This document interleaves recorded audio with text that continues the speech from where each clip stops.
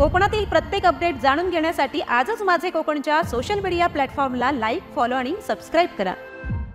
रत्नागिरीसह संपूर्ण कोकणात गौरी गणपती उत्सवाची भक्तिभावाने सांगता झाल्यानंतर आता कोकणवासियांचा परतीचा प्रवास सुरू झाला आहे। मुंबई, पुण्यासह इतर शहरांकडे जाणाऱ्या कोकण रेल्वेच्या सर्व गाड्या आजपासून अनंत चतुर्दशीपर्यंत अक्षरशः हाऊसफुल आहेत। एवढेच नव्हे तर गणपतीसाठी सोडण्यात आलेल्या स्पेशल रेल्वे गाड्यांनाही मोठ्या प्रमाणात गर्दी होती आहे। रेल्वे प्रशासनाने परतीच्या प्रवासासाठी तब्बल 350हून अधिक फेऱ्या सोडल्या असून प्रवाशांना सोयीस्कर सेवा देण्याचा प्रयत्न केला गेला।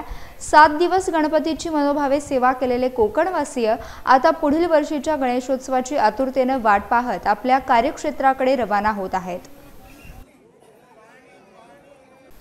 गणेशोत्सवासाठी कोकणात दाखल झालेले लाखो कोकणवासीय आता आपल्या परतीच्या प्रवासाला लागले आहेत।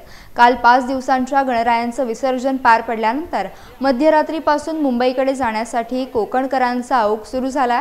कोकण रेल्वे मार्गावरील सर्व नियमित गाड्या आणि गणपती फेस्टिवल स्पेशल ट्रेन अक्षरशः तुडुंब भरून निघत आहेत। एवढी गर्दी आहे की ट्रेनमध्ये पाऊल ठेवायला देखील जागा उरलेली नाही।